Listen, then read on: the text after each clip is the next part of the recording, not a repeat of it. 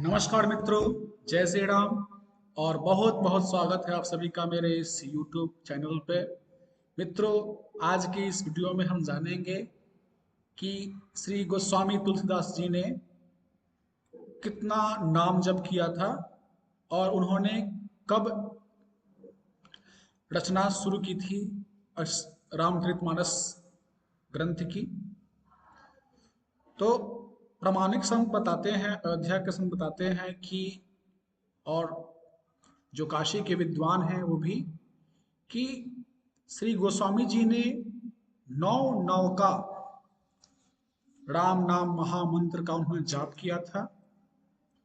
जो जप का जो विज्ञान है, जो हम अपनी वाणी से बोलते हैं उसको बैखरी, जब जब और हमारे अंदर उतरता है और पुष्ट होता है तो उसको मध्यमा वाणी में वह उतर जाता है। उसके बाद परा और पश्यंती, जब पश्यंती में वह उतर जाता है तो प्रत्येक रोम रोम से भगवान नाम प्रकट होने लगता है। तो उसी अवस्था को प्राप्त हुए थे श्री गोस्वामी जी। उन्होंने जन्मते हुए भी राम नाम का उच्चारण किया था। वह एक दिव्य बालक थे, वह एक दिव्य आत्मा थे, स्वयं महर्षि वाल्मीकि के अवतार। तो उनका नाम भी बचपन में राम बोला ही रखा गया था, क्योंकि वे जन्मते ही राम नाम का उच्चारण किए थे और जीवन पर्यंत राम नाम का उन्होंने जाप किया। और नौ नौका, नौका एक संख्या है मित्रों। एक नौका में 99 करोड़ 99 लाख 99,999 अंक होते हैं। तो इस ऐसे नौ नौका उन्होंने जब पूरा किया था, जो कि अगर उसको गणना किया जाए कंप्यूटर पे तो 9 अरब में 9 कम। तो इतना जप करने के बाद स्वयं भोलेनाथ और माँ भगवती पार्वती का साक्षात दर्शन प्राप्त करके, हनुमान जी महाराज की अनुकंपा से भगवान श्री राम का दर्शन करके, और याज्ञवल्क्य मुनि, भारद्वाज मुनि और भी बहुत सारे संतों का दर्शन करके, पूरे भारत की पैदल यात्रा करने के बाद 77 वर्ष की उम्र में, एक परिपक्व उम्र में, उन्होंने राम चरितमानस जैसे एक दिव्य ग्रंथ की रचना शुरू की। और तब उन्होंने लिखा कि यही मह रघुपति नाम उदारा। इस रामचरितमानस में भगवान का उदार नाम है। और लिखते हैं महर्षि वाल्मीकि के अवतार श्री गोस्वामी तुलसीदास जी महाराज की, नाना पुराण निगमागम सम्मतम यद रामायण निगदितम। मतलब कि बहुत सारे पुराण, वेद, शास्त्र और रामायण से लेकर के यह कथा आरंभ किया जाता है। इस कथा का आरंभ उन्होंने विक्रम संवत सन 1631 ईस्वी को रामनवमी के दिन, मंगलवार के दिन अयोध्या में इसकी उन्होंने रचना शुरू की थी। सादर से वही नाई अब माथा, वर्णव राम नाम गुण गाथा, संवत 1631 करव कथा हरिपद धर सीसा। अर्थात 1631 यानी कि ईस्वी सन के अनुसार 57 वर्ष आगे जो विक्रम संवत चल रहा है, उसके आधार पे उस दिन उन्होंने अयोध्या में सरयू घाट पर रामचरितमानस की रचना आरंभ की। और अब 2083 ईस्वी आने वाला है मित्रों। इस प्रकार से यह रामचरितमानस एक भाषाबद्ध ग्रंथ सबके कल्याण के लिए लिखा गया। भगवान शिव की ही आज्ञा से उन्होंने इस ग्रंथ को अवधी भाषा में सामान्य जन के लिए लिखा।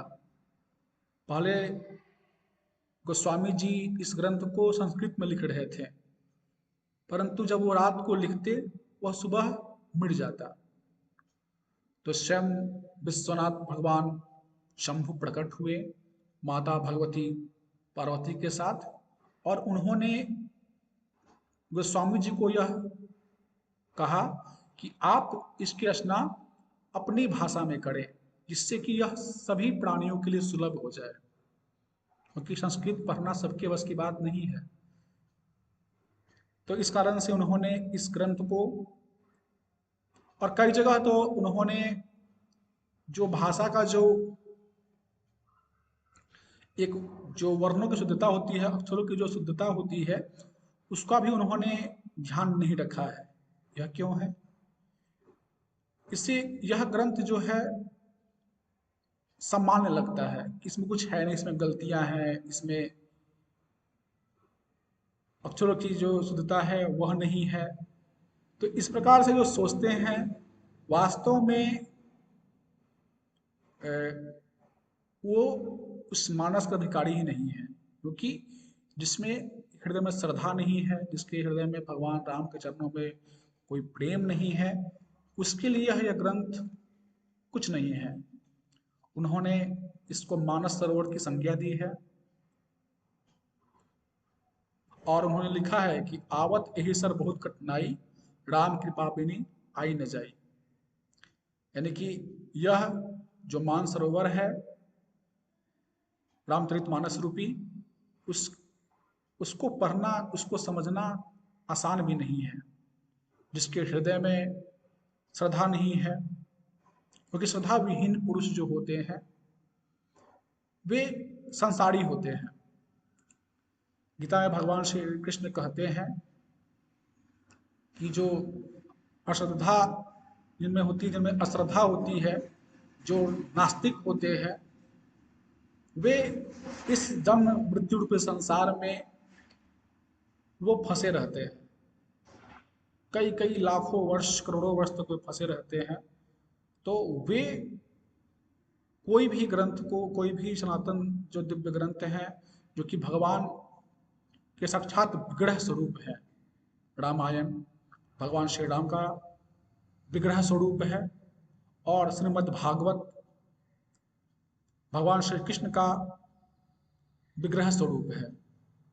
तो क्योंकि जो व्यक्ति पापवंत कर सहज स्वभाव, अभजनो मूर्ति ही भाव न का, जिनका पाप का स्वभाव होता है, वह इन दिव्य ग्रंथों को छू नहीं सकते, वह सिर्फ इसकी निंदा कर सकते हैं। तो इस प्रकार से कहा जा सकता है कि जो रामचरितमानस ग्रंथ है, उसको भी पढ़ने के लिए श्रद्धा और भगवान के चरणों में प्रेम आवश्यक है। तो उसके पहले यह जानना जरूरी है कि भगवान ईश्वर होते क्या है। मित्रों, मैं अपने आगे के वीडियो में रामायण, रामचरितमानस, श्रीमद् भगवत गीता इत्यादि जो प्रमुख हमारे ग्रंथ हैं, उनके मैं एक एपिसोड शुरू करने जा रहा हूँ। उसका एक सीरीज मैं लाऊंगा, और आशा है कि आप सभी उसे जरूर पसंद करेंगे, क्योंकि मेरा पूरा प्रयास है मित्रों कि मैं जो भी बताऊं, मैं जो भी बताता हूं, वह बहुत पढ़ करके, बहुत उस पर विचार करके, क्योंकि अपने तरफ से मैं कोई भी बात नहीं बोलना चाहता या फिर नहीं बोलूंगा, क्योंकि मेरी तो एक क्षमता नहीं है कि मेरी उम्र भी बहुत कम है अन्य संतों की तुलना में, लेकिन उनके ही मुख से मैंने जो सुना है और जो अध्ययन से, स्वाध्याय से मुझे जानकारी प्राप्त हुई है, और फिर उस चीज को बार बार उस पर विचार करने के बाद मैं आपके सामने लाता हूं और लाता रहूंगा, जिससे कि आपके मन में किसी प्रकार का संशय उत्पन्न नहीं हो। क्योंकि आजकल के इस भागदौड़ भरे जीवन में और पहले से भी कुछ ऐसे षड्यंत्र रचे गए हैं, जिससे कि सामान्य हम जो लोग हैं, वह अपने घर में ग्रंथ तो रखते हैं लेकिन उसको पढ़ते नहीं है। सबसे पहला तो उसमें कारण है कि भाषा के प्रति जानकारी हमारी नहीं है। दूसरा कारण है कि ईश्वर के प्रति हम जो है उदासीन हैं। हमें ज्ञान नहीं है कि हमें क्या करना चाहिए। अधिकांश लोग जो हैं, 90% जो लोग हैं, 95% कह ले, वो सकाम भाव से करते हैं। और सकाम भाव से भगवान का ग्रंथों को पढ़ना या फिर भगवान को भजना काफी कच्चा रास्ता होता है। सकामी लोग कब नास्तिक हो जाएंगे उसकी कोई उसका कोई ठीक नहीं है। कि सकाम कामना पूर्ति नहीं हुई, बस भगवान को दोष देना शुरू कर दिया, भगवान ने हमारा ये नहीं किया, मैंने इतना पूजा किया, मैंने इतना पाठ किया, मैंने इतना नाम जपा, लेकिन मुझे कुछ प्राप्त नहीं हुआ। इस कारण से भी हम लोग उस ग्रंथ को पढ़ना नहीं चाहते हैं। और तीसरा सबसे बड़ा कारण है कि वो सत्य है। हमारे जो ग्रंथ हैं, चाहे वो रामचरित मानस हो या फिर श्रीमद् भगवत गीता हो या फिर रामायण हो, उसमें सच्चाई बताया गया है। उसमें कुछ विषय की कथाएं नहीं है कोई कि आपको ये मिलेगा वो मिलेगा। हाँ, आपका कल्याण होगा, आप जीवन मरण के चक्कर से छूट सकते हैं, मोक्ष पा सकते हैं।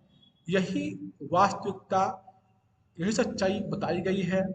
जितने भी नाते रिश्ते, संसार जो है वह अनित्य है, परिवर्तनशील है और उसका एक विनिर्दय विनाश होगा, ये सब बताया गया है। इस कारण से जो कामी और विषयी हम जो लोग हैं, वे इन ग्रंथों को नहीं पढ़ पाते हैं। परंतु मैं प्रयास करता हूँ, मैं पढ़ता हूँ इनको, और इनसे जो जानकारियाँ जो है, जो महत्वपूर्ण जानकारियाँ है, आपके पास बहुत ही सरल भाषा में और बहुत ही संक्षेप में उसको मैं रखने का प्रयास कर रहा हूँ और करता रहूँगा। तो आप सब मेरे साथ जुड़े रहें और आगे हम लोग जानेंगे कि प्रत्येक जो भ्रांतियाँ फैली हुई हैं हमारे समाज में, हमारे जो भगवान और उनके अवतारों को लेकर, उनके कृत्यों को लेकर, उनकी जो लीलाएं हैं उनको लेकर के, उन सबका मैं अपने अनुसार से, अपनी बुद्धि के अनुसार और भगवान की प्रेरणा के अनुसार उनका मैं स्पष्टीकरण करूंगा।